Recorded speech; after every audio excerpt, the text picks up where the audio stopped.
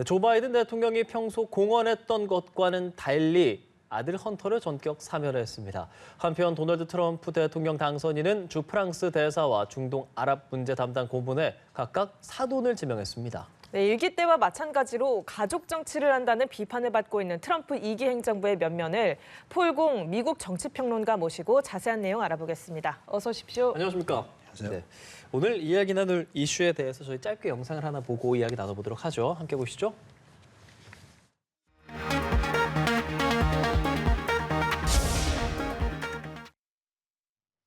자, 사돈 지명 대 아들 사면이라고 저희가 정했습니다. 즉, 두 전현직 대통령, 현재 대통령과 이제 차기 대통령 바이든 그리고 트럼프 두 사람의 이야기인데요. 먼저 조 바이든 대통령에 대한 이야기를 좀 해볼게요. 차남 헌터 바이든을 사면했습니다. 그동안 사면하지 않겠다는 말들을 여러 차례 했었기 때문에 이런 결정을 했나라는 부분에서 많이 주목을 하고 있는데 어떻게 들으셨어요, 평론가님은? 그게 이제는 예. 비판을 받는 게 선거용이라고. 대선 선거 때 저기 바이든 대통령하고 카말라 해리스 부통령이 뭐 당연히 사면은 아들 사면은 안 하겠다고 주장해 왔는데 그걸 또 여러 민주당 정치인들을 그걸 다 막아줬거든요. 지키겠다 이런 약속을. 그런데 다 민주당 정치인 다 망신당했죠. 이번에 이 사면을 하면서 이 약속을 못 지켰죠. 백악관 측에서 주장했던. 그동안은 어떤 이야기들을 좀 했었던 겁니까? 어떤 사면을 하지 않겠다라는 이야기들에 대해서 네. 뭐 아들의 문제가 없다라는 뭐 아들이 어쨌든 뭐 총기 소지라든지 네. 뭐 탈세 혐의 이런 것들로 유죄를 받지 않았습니까? 그렇죠. 그래서 그걸로 인해서 이제 법적으로 그렇게 처분을 받는 것이 어쩔 수 없이 뭐 타당하다라는 입장을 계속 조 바이든 대통령은 취했던 겁니까? 그렇죠. 바이든 대통령은 예. 자기 아들 아니었으면 이런 기소가 그렇죠. 그런 오지 얘기를 않았다라는 입장은 되게 뚜렷하게 말씀하셨거든요. 예. 그런데 사실상 뭐 공화당 쪽에서는 그걸 좀 특검 그런 걸 민 게 차남이니까 대통령의 차남이니까 또 좀 공격할 만한 건수니까요. 그렇게 공격해왔죠 지금까지. 어느 정도는 평론가께서도 혹시나 좀 예상을 하셨습니까? 대선에서 이제 민주당이 패배하게 되면서 어쩌면 그럴 수도 있겠다라는 가능성이 미국 현지에서 좀 나오기도 네, 했었나요? 저도 지난주 칼럼에 그렇게 썼습니다. 그래요? 네, 이런 그 신문 칼럼에 예. 사면 가능성이 있다. 지금 백악관에서는 저기 뭐 부정이라고 저기 막고 있지만 저기 사면권은 뭐 충분히 대통령의 좀 독특한 유일한 권한 중 하나라서요. 네, 고유 권한이라 가지고요. 언제나 행사할 수 있으니까 네, 저기 때마침 며칠 안 됐는데 행사하더라고요. 예. 바이든의 아들 사면에 대해서 트럼프 당선인이 SNS에 사법권 남용이라고 비판을 올렸지 않습니까?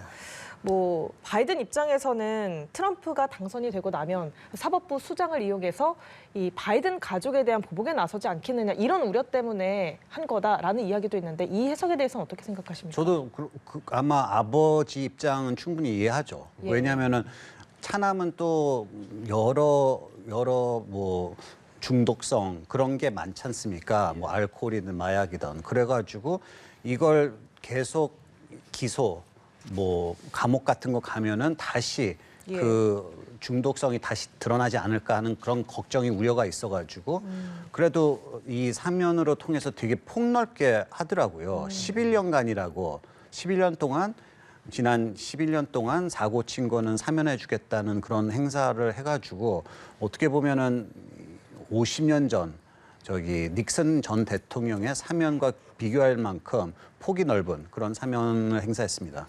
예, 그럼 이런 트럼프 당선인의 비난에 대해서 바이든 대통령은 사실 그동안 사면하지 않겠다 이런 입장을 견지해 오다가 바꾼 거잖아요. 트럼프의 비판에 어떤 반응을 보일까요? 민주당 쪽에서요? 예. 민주당 쪽에서는 사실 좀 부끄럽죠, 지금. 지난 2년 동안 사면을 행사하지 않는다, 뭐 그랬으니까. 그리고 또 어떻게 보면은 민주당 쪽에서는 야당 시절의 시작점이거든요, 지금은. 이제 야당 그 모든 백악관, 상하원을 민주당이 이제 잃었으니까 시작점이라고 봐가지고 뭐 2년 후 중간 선거를 지켜보면은 뭐 사면하기는 나쁘지 않는 지점이죠, 지금은 시점이죠. 바이든 대통령이 뭐 직접적으로 입장을 내지는 않겠습니까? 지금은 지금은 아프리카에 출장 가 계셔가지고요. 지금 많은 언론인들의 질문들을 좀 피하고 있는 상태이죠. 어허, 알겠습니다. 민주당 내 반응 좀 잠깐 좀 언급도 해주셨는데 긍정적, 부정적 반응이 사실 동시에 나오고 있다고도 볼 수 있을 것 같아요. 각각 어떤 반응들인지 좀 상세하게 설명을 해주시죠. 뭐 민주당 쪽에서는 지금 거의 할 말이 없죠. 어떻게 보면은 백악관의 입장은 사면 안 하겠다. 그렇게 입장을 밝혀왔고 대통령도 어느 정도 믿고 그 말을 정치인들이 밀었으니까요. 좀 부정적인 것도 있고 공항 쪽에서는 지금 이걸 잡고 또 끝까지 때리고 있죠. 예. 바이든 대통령을. 근데 이게 할 말이 없다 뭐 이런 말씀을 해주시는 게 민주당 안에서 지금 조 바이든 대통령에 대한 뭐랄까요 뭐 반응이라든지 어느 정도 좀 입지가 되어 있는 상황입니까? 좀 많은 사람들이 이 대선 결과에 대해서 아직도 분노가 쌓인 상태라 가지고요. 거기에다 이제 이 사면권을 통해서 나가면서까지도 사고치고 나간다라는 입장을 밝히고 있으니까요. 좀 많은 비판을 하고 있죠. 그 대선 결과에 대해서 얘기한다는 게 뭐 바이든 대통령이 계속 나가려고 했었던 것으로 인해서 뭐 패배한 것에 일조했다 뭐 이렇게 생각하는 겁니까? 그렇죠. 너무 늦게까지 후보로서 버티고 있었다. 그런 게 이제 많은 비판을 받고 있죠. 예, 뭐 트럼프 당선인이 취임 후에 뭐 지난 선거에서 의회를 점거한 폭동 피고인들을 사면할 가능성에 대해서 뭐 이런 상황이 되면 바이든 행정부에서 뭐 트럼프 행정부가 사면하라고 할 때 반대할 명분이 좀 약해졌다 이런 우려들도 나오고 있는데 이거에 대해서는 어떤 생각 가지고 계세요? 약해졌죠. 예. 이제는 어떻게 보면은 그런 우려가 있었고 사실 그 난동 해당되는 사람들이 거의 1,500명 가까이 되거든요. 예. 근데 그 사람들을 다 사면해 준다는 거는 조금 민주당 쪽에서는 받아주기 힘들지만 예. 뭐 바이든 대통령이 이번에 사면으로 해서 이젠 내로남불이라는 게 나타나 가지고요. 이제 그리고 사실 헌법 보장한 고유한 권한이라서 막기는 불가능합니다. 트럼프가 취임하자마자 사면을 행사해도 예. 막기는 불가능하죠. 뭐 그렇다면 트럼프 행정부가 정말로 사면을 실시를 했을 때 뭐 민주당에서는 그럼 아무 말을 할 수가 없는 겁니까? 어떻게 해야 이제는 됩니까? 거의 할 말이 없죠. 말이 없습니다. 네, 할 말이 없죠. 근데 트럼프 당선인이 실제로 말씀해주신 그 내용과 비슷하게 이 바이든이 내린 사면에 수년 동안 그 수감돼 있는 J6 인질, 그러니까 의회 폭동 관련된 수감자들도 포함되느냐라는 비판을 직접적으로 냈단 말이죠. 이런 말을 했다는 건 실제로 그렇게 할 가능성도 좀 높아졌다라고 볼 수 있겠습니까? 그렇죠. 높아졌고 대선 내내 그 사람들은 다 풀어주겠다. 전과 기록도 없애겠다. 그 정도로 되게 분명하게 말을 했으니까요. 이걸로 인해서는 진짜 취임 날 제일 먼저 하는 뭐 행사 중 하나겠죠. 근데 인원이 그렇게나 많은데 뭐 트럼프 전 대통령은 뭐랄까 뭐 정치적 유불리 뭐 이런 것들에 대한 생각에 있어서 사면을 해주는 편이 낫다라고 생각을 하는 거겠습니까? 그럼? 그렇죠. 그거는 지지자들이 원하는 거고 약속해온 거니까 선거 운동 때 약속을 지켜야죠. 뭐 예. 그렇다면은 만약에 사면이 진행이 되면 뭐 정치적으로 뭐 민주당, 공화당은 그런 입장이지만 일반 미국 시민들에서는 어떤 이야기들이 나오겠습니까? 사면이란 건 한국도 마찬가지지만 좀 많이 행사는 하는 게 아니잖아요. 좀 특별한 시기 때 하는 거고 어떻게 보면은 뭐 취임 전에 하는 대통령들 많고 이번에는 지난주는 미국이 추수감사절이었거든요. 예. 추수감사절 시기에 바이든 대통령은 행사한 거니까 나쁘지 않은 지점이어가지고 뭐 받아줄 수밖에 없죠. 어떻게 보면은 다 약속한 거니까. 이때 당시에도 평론가님께서 그럼 미국에 계셨습니까? 이 의회 폭동 당시에? 미국 폭동 당시에는 한국에서 그렇습니까? 네, 한국에서 있었습니다. 네, 관련해서 이제 트럼프 전 대통령에 대한 이야기를 좀 해보려고 해요. 네. 이제 본격적으로 좀 뭐랄까 요직들이 좀 공개가 되고 있는데 무엇보다 지금 친인척에 대한 얘기들이 나오고 있습니다. 하나 둘 좀 이야기를 해볼 텐데 우선 프랑스 대사 후보 역시 사돈입니다. 큰딸 이방카의 시아버지 찰스 쿠슈너 어떤 인물입니까? 사업가, 뉴저지의 부동산 사업가이고 예. 어떻게 좀 사면권도 이분도 엮여 있는데요. 트럼프 1기 말 때 이분이 저희 전과 기록을 없애줬어요. 트럼프 대통령이 사면권을 행사하면서 그러면서 이제 이 깨끗한 기록으로 이제 고위 공무원 이제 대사라는 자리를 이제 보낼 수 있게 됐죠. 프랑스로. 그러면은 말씀해 주신 것처럼 과거 실형을 산 적이 있었던 인물이라는 점, 게다가 이제 또 사돈이라는 점, 이 부분에 있어서 비판적인 시각도 좀 어느 정도 나오는 거겠네요. 비판은 나오지만 좀 뭐라 그러지 트럼프 당선인 좀 남다르지 않습니까? 그래가지고 이런 사돈 어른을 프랑스 대사로 보낸다는 거는 그거는 뭐 큰 쇼크는 아니었다고 사람들이 보고 있죠. 예. 그러면 실질적으로 이 큐시너 지명자가 뭐랄까요, 뭐 직접적으로 뭐 금전적으로라든지 도움을 좀 준 부분들이 있는 겁니까? 그럼요. 지금 거의 지난 8년 사이에 저기 사돈 어른들끼리 서로 많이 도와주고 그랬죠. 예. 트럼프 당선인이 중동 고문에는 역시 사돈이죠. 둘째 딸 티파니의 시아버지 마사드 블루스를 임명하겠다라고 밝혔는데 블루스는 변호사인데 외교 경험은 없잖아요. 어떤 인물입니까? 레바논계 저기 기독교인입니다. 그래 티파니 막내딸의 저기 사돈 저기 장이 저기 뭐지? 시아버지이신데요. 이번에 좀 그 가자전 때문에 저기 트럼프 대통령이 그걸 기회로 미시간주 같은 저기 경합주를 노렸거든요. 좀 아랍계가 많은 미시간주를. 그런데 그 선거 운동하는데 사돈 어른이 많은 도움을 줬습니다. 예. 그래가지고 고마워서 그런지 특보 역할을 넘겨주시더라고요. 중동 특보 역할을. 예. 이 둘째 딸 시아버지는 그러면 선거 기간에 어떤 도움 줬던 겁니까? 뭐 아랍어를 우선 하니까 예. 저기 미시간에 있는 아랍어 하는 유권자들한테 되게 긍정적으로 트럼프 밀어줄 만하다. 그리고 사실은 특보 자리는 되게 중요한 게 이번 2기 때는 트럼프 대통령은 저기 이스라엘과 사우디 수교를 되게 큰 목적으로 두고 있거든요. 그래서 이 사돈 어른을 특보로 두면서 그 백도 채널 외교 역할을 할 거라고 믿고 있습니다.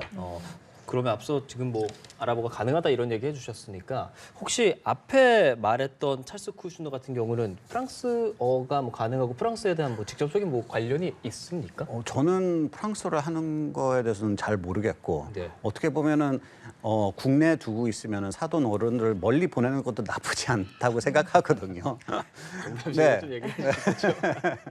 뭐 언론에서는 뭐 직접적으로 프랑스어를 하지 못한다라는 보도들도 좀 많이 나오길래 그렇죠. 그러면은 가장 큰 이유는 가족이라는 점이 주요했겠습니까? 이 두 사람 모두가? 그럼요. 되게 중요한 역할을 했죠. 예.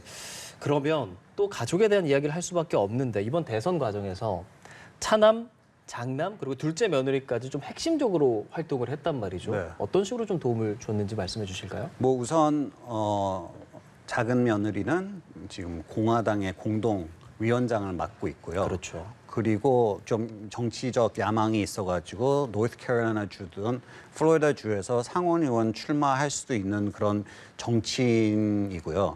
그리고 장남하고 차남은 되게 많은 선거 기간 때 많은 좀 결정권을 갖고 있어가지고 예.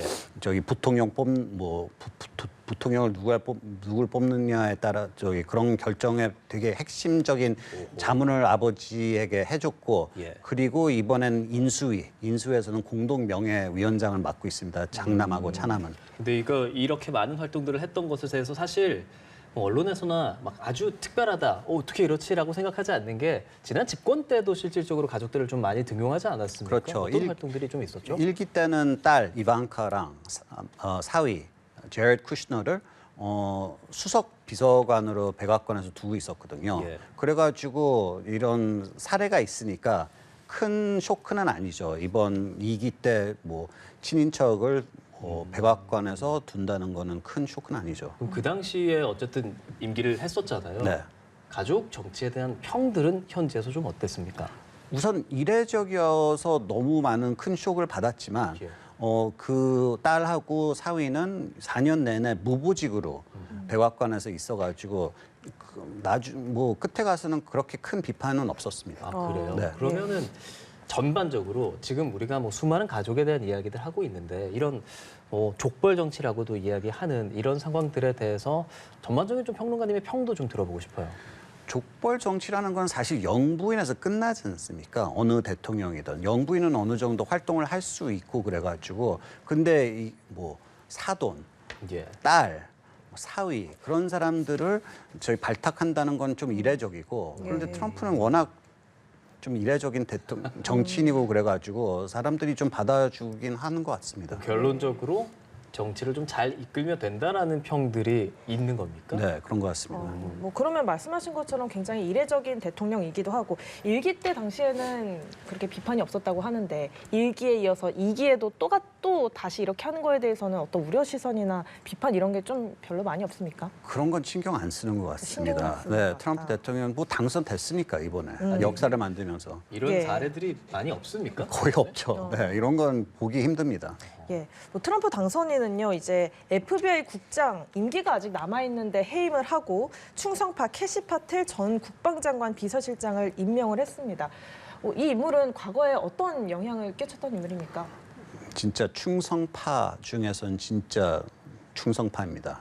캐시 파텔이라는 그 국방장관 비서실장은요. 그래가지고 좀 말이 많죠. 예. 이분이 또 사고 방식은 또 대통령과 비슷한 게 많습니다. 그게 뭐냐면은 두 분은 공무원 사회에 뭐라고 숨은 세력이 있다고 생각해요. 예. 공무원 사이에 그 트럼프 정권을 반대하는 숨은 세력이 있다고 그래가지고 이제 FBI 국장이 되면은 그 숨은 세력을 제거하고 뿌리를 뽑겠다는 그런 주장을 하고 왔거든요. 예. 그래서 어떻게 보면 좀 위험한 인물이라고 많은 사람들이 뭐 비판하고 있죠. 예.